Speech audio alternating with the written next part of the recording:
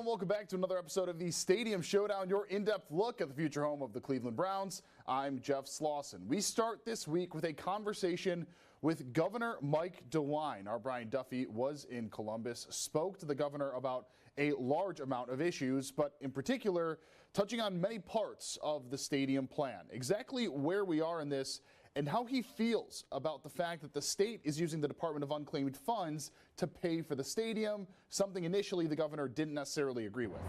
I want to shift gears a little bit here to the stadium in Cleveland that the Haslams are trying to build in Brook Park, and your initial idea to tax the online gambling businesses that, as you said, rightfully so, don't really exist here in Ohio.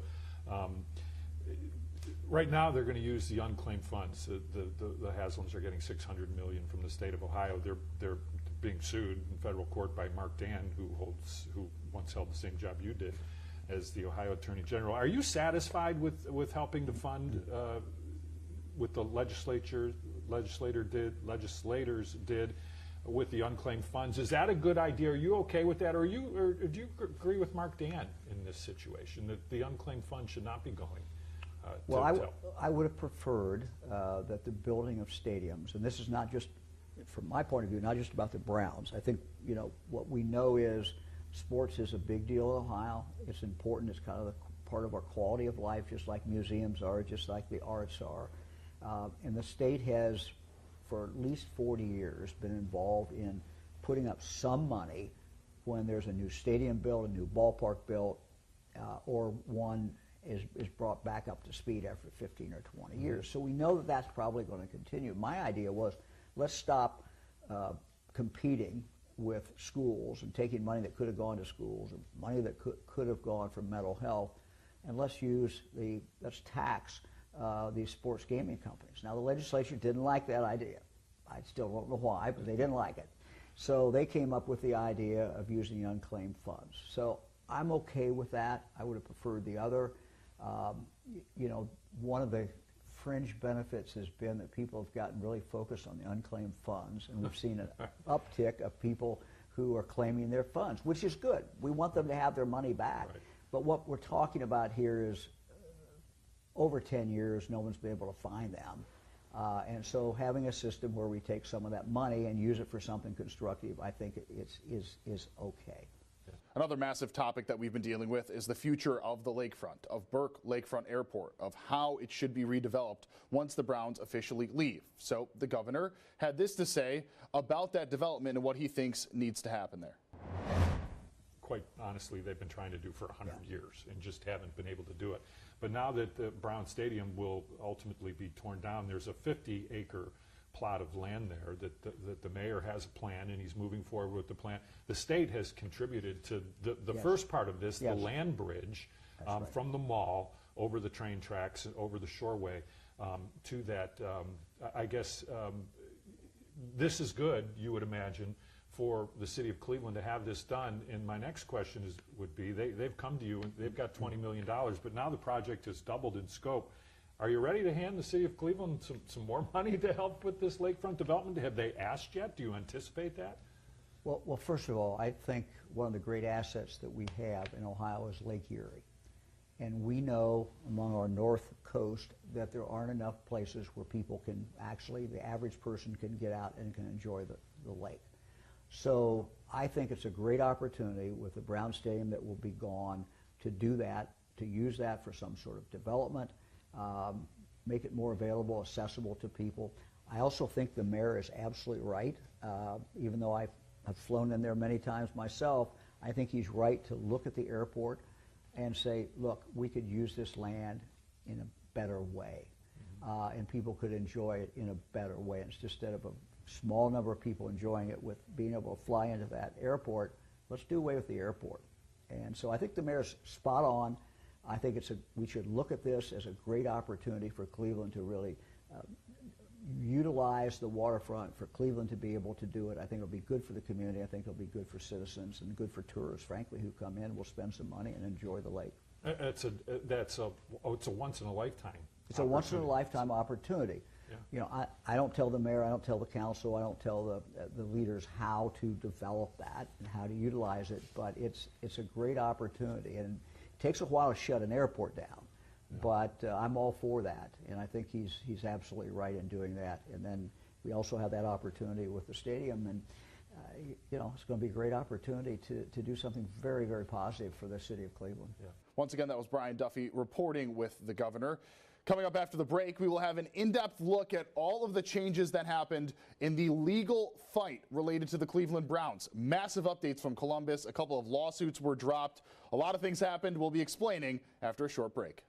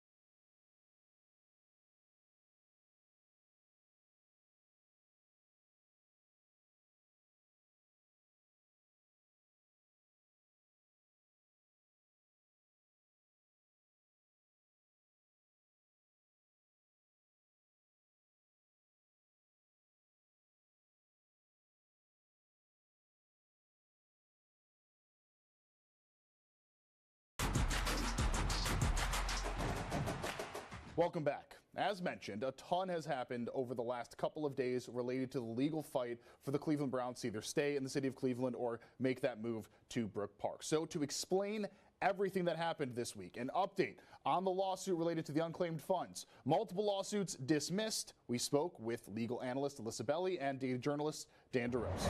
We now welcome in our legal analyst Alyssa Belli and our data journalist, do-it-all, guy who's involved in literally everything at this station and with the news, Dan DeRose. I wanted to bring you both together for obvious reasons, right? Dan, you and I report on this basically daily. We go through the numbers, we go through the data. Alyssa, you were in court in Columbus. So just to start, we had the Columbus situation, and then we had the lawsuits that were dismissed. Alyssa, we're going to start with you with what you heard in court, and we're going to go from there. So, yeah, just kind of give us the gist. You were in court twice over the past 2 weeks, 3 weeks? That's right, yeah. What was the feeling there, and then ultimately, what was that decision? Yeah, sure. So Monday I was in federal court in Columbus, and this is the case regarding the unclaimed funds and whether it's a constitutional use to use this money that belongs to Ohioans to pay for the Browns Stadium. We heard a bunch of testimony from both sides about how there's adequate notice, this is a proper use, and then on the other side, that there is an inadequate notice, that the website doesn't properly notify people that they have property, and this is an unlawful taking. So the judge said at the end Monday that he would rule the following day, Tuesday, and he did just that. How rare is it for that to happen that fast? Yeah, it's pretty uncommon. Everyone in the courtroom, we kind of looked at each other like, oh, wow, he's not messing around.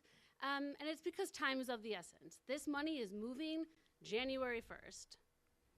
So, Dan, that naturally brings us to the timeline that you and I have been hammering consistently here, right? So you need the legal aspects to kind of figure itself out. That's slowly been what's been happening, right? They need the legal stuff to take care of itself, and then they can confidently say that it's going to be eventually starting construction or effectively that it's going to be delayed, which we are potentially expecting here. So we found that out. I walked into the newsroom, and you were like, oh, this just came down about 10 minutes before you went on air. Yeah. First, your immediate reaction to that, and then also the reaction that people potentially should be taking away on it. My first immediate action was to call Alyssa to be like, help we were me. on the phone immediately. Yeah, like, help me understand this. But the first question I asked her was, well, who won in all of this? And it's kind of one of those situations, the judge made two determinations. He denied two things. One for the state. The state wanted this whole lawsuit thrown out. He denied that. Mark Dan, the former attorney general for the state of Ohio, he's the one saying this is unconstitutional. You can't take Ohioans' property and just hand it out to projects. He wanted a restraining order to stop this payment from going out on January 1st, and that got denied. So whether you say they both won something or they both lost something, it was kind of a split down the middle. A split ruling, exactly, yeah. So the opinion, this is what he said. He said first, with respect to this immediate injury, this immediate harm, that's not the case because there is a remedy, and it's that you can file a claim and still get your money. And you can do that until 2036.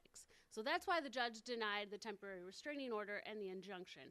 However, state officials, like you said, they wanted this whole case out, and it didn't go that way. The judge is saying, while there's no immediate harm, this case has merit, and it deserves to go forward. There's some legitimate constitutional issues here. And that brings us to the larger point of this, which is $1.7 billion? In the initial agreement that was voted on by the state, you have to remember this is not just about the Cleveland Browns and the Brook Park Stadium. There's a plan to take about $1.4 billion and put into this Stadium and Arts Fund that will help the Cincinnati Bengals down the road, the Blue Jackets in Columbus, the soccer team, and then Playhouse Square, Severance Hall will be able to apply for some of this money down the road, but $600 million of that initial 1.4, yes, does go to the Browns project. Could you imagine a situation where the lawsuit sees itself to fruition, where they decide, look, this isn't the proper use of this money, but the Browns still get that $600 million? Legally, that is a possibility, right? Absolutely. And there's a chance here that they can still put a halt to something. There's also a chance that the federal judge can end up deciding that this is not a lawful use of the money. There's a chance that this potentially could go up to the Supreme Court. Now, there's not a certainty of that, right? But chance. You also have to remember, you have to look at this unclaimed funds in its entirety. This is money that has been sitting around for decades. All total, there's $4.2 billion just sitting there. These are people's dormant bank accounts. Somebody passed away and there was $20, $30, $50 in the account. These are unclaimed insurance checks that were never cashed. The insurance company doesn't just keep that money. They have to then send it on to the state, and the state gets to be a babysitter. When the state came up with this plan, when lawmakers came up with this idea, they said, look, we're not even going to touch any money that has come in after 2016.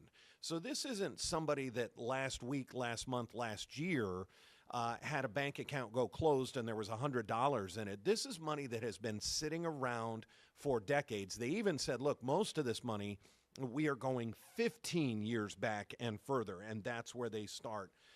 So this idea that, oh, this is somebody's property, I'm not the judge, but it has been sitting there an awfully long time. And this is not the first time the state has used money from unclaimed funds for something else. I believe there was a schools project a number of years ago. We didn't get anybody complaining when they used money for schools, and I totally get that.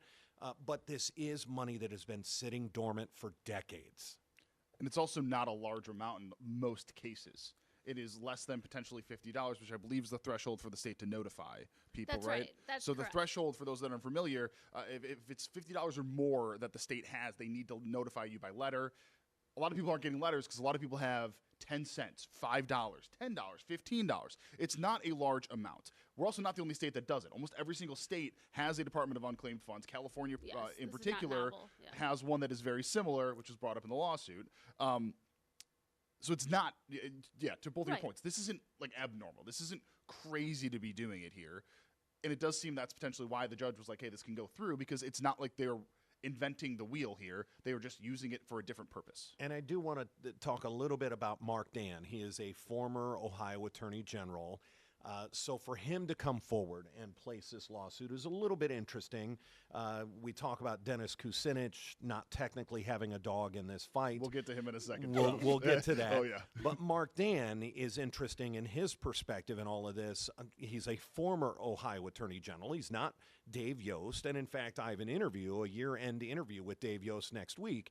And I fully intend to ask him, how do you feel about Mark Dan being an attorney general, former attorney general, and he's the one spearheading this? Why are you not spearheading this, or is he maybe overstepping his bounds?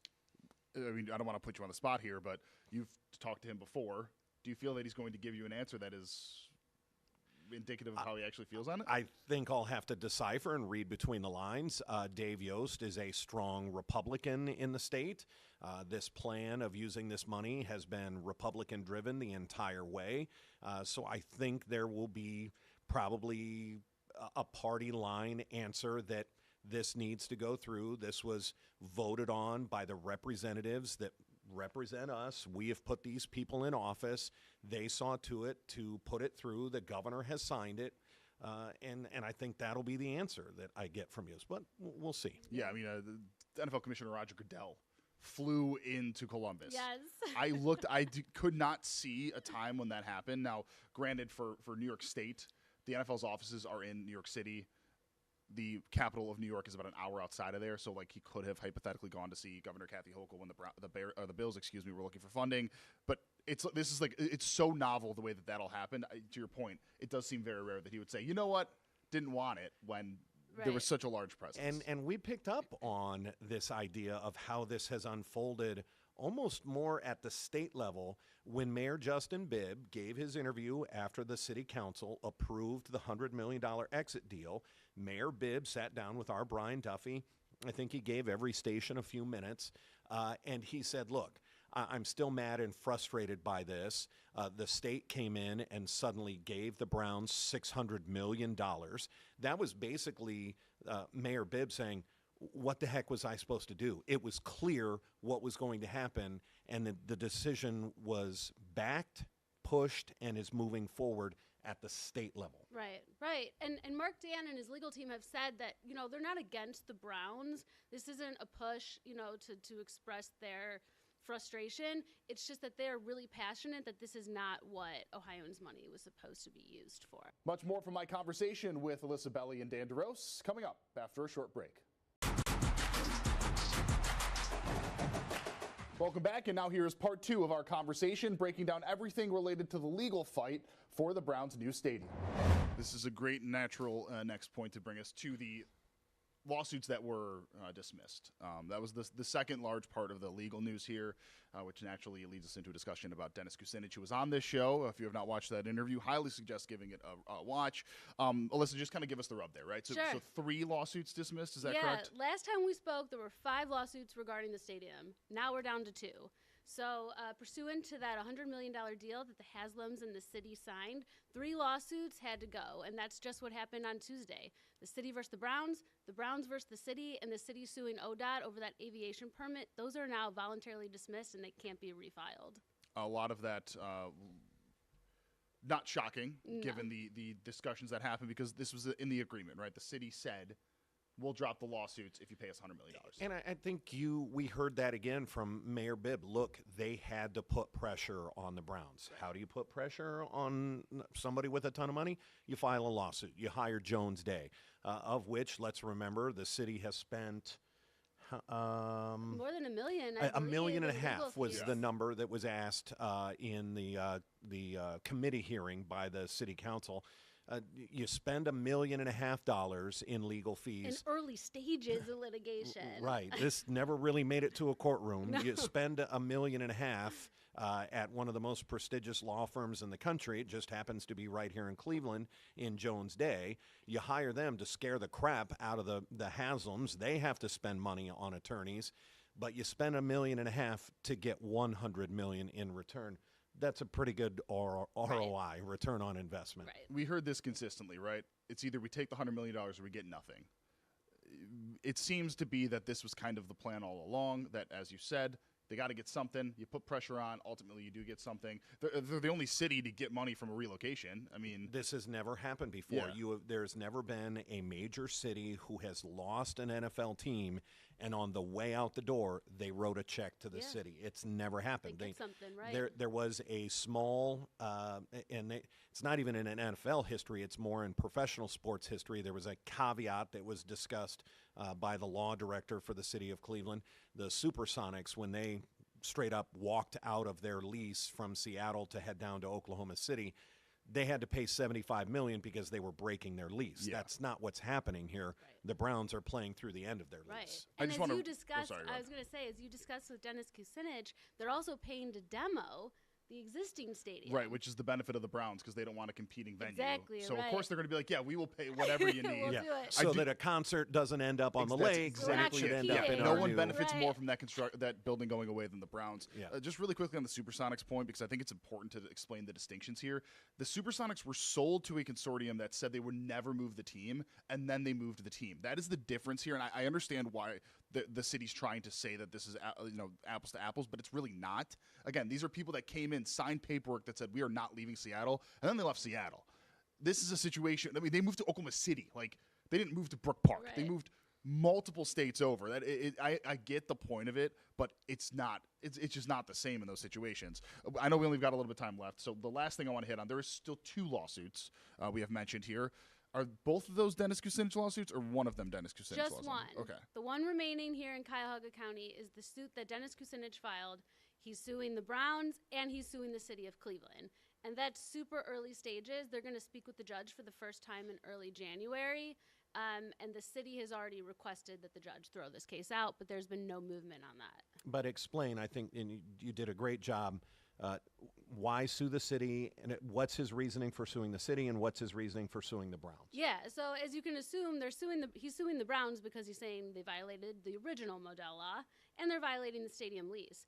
He's suing the city, though, because he's saying that the city failed to do everything in their power to keep the team playing on the lakefront, that he's essentially unimpressed with the legal team, and he believes there's more to fight here. Unimpressed with Jones Day. That's tremendous. You're probably the first person ever to say that, potentially, with that. So 2 more things, just lastly. Will this affect the move? No, right? As of right now? It's very unlikely. That money's moving January 1. They're full steam ahead. No, that's going to take its time. Alyssa Belli, Dan DeRose, thank you both so much for your time. Really appreciate it. Absolutely. Thank you. And that is it for the latest episode of the Stadium Showdown. Thank you so much for watching. If you want to look at any of our previous coverage, go ahead, scan the QR code on your screen right now. That brings you every single episode of the Stadium Showdown. And that is it for this week. Thank you so much for watching. We will see everybody coming up next week. For now, I'm Jeff Slauson with 19 News. Have a fantastic weekend.